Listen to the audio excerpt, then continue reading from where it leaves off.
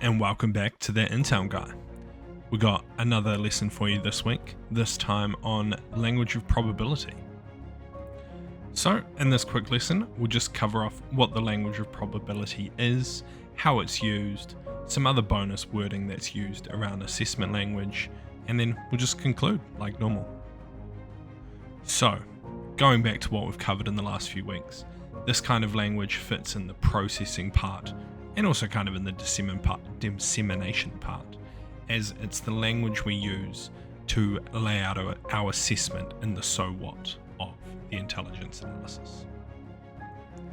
So, what is the language of probability? Well, it's the specific language that intelligence analysts use to lay out what they think in their assessment and the levels of probability that they're giving to their assessment. As you can see on screen, there's 5 or 6, depending on which doctrine you use.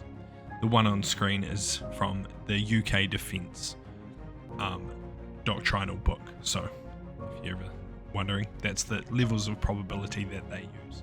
And it's kind of laid out how you can see on screen. It is highly likely Russia will continue to attack Ukraine, or it is likely you'll subscribe to my YouTube channel.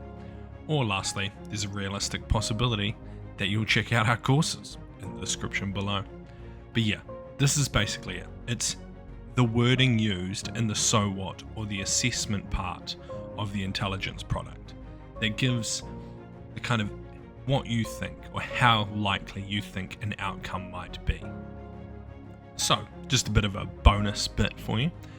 As it came up today when I was writing out my assessment for the current India versus Pakistan conflict. It's quite common in the military to use a most likely course of action and a most dangerous course of action. And this is just another way of breaking out like possible different scenarios of what might happen.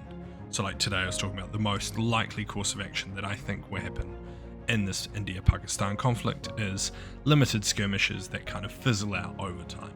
But there's a most dangerous course of action that's during these skirmishes, there's a significant incident that causes tensions to rise as neither side can be seen, well, both sides can't be seen to be the winner.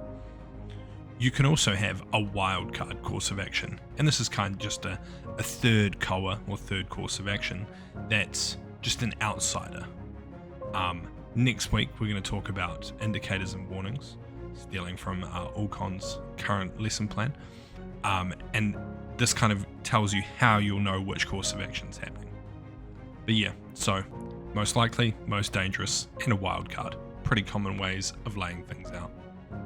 So yeah, just to conclude, the wording in an intelligence assessment actually matters. So pay attention and try and understand what kind of levels of probability the analyst is giving to their assessment. Just if you're using it in an organization, it only works if it's standardized. So within the Five Eyes, it's a pretty standardized system. So when we're sharing intelligence products, we all know what we're talking about. And the people reading the product obviously need to know what you mean by it. So if it's something new or an uncommon thing that happens in your organization, make sure to include kind of a template or a graph that explains what each level means. And then just to reiterate, the bonus wording of most likely, most dangerous, and wildcard is just a good way of showing different options or different possibilities in a complex scenario. Thank you for listening to this week's lesson. I've been your host, Daniel, and I hope you've enjoyed this lesson.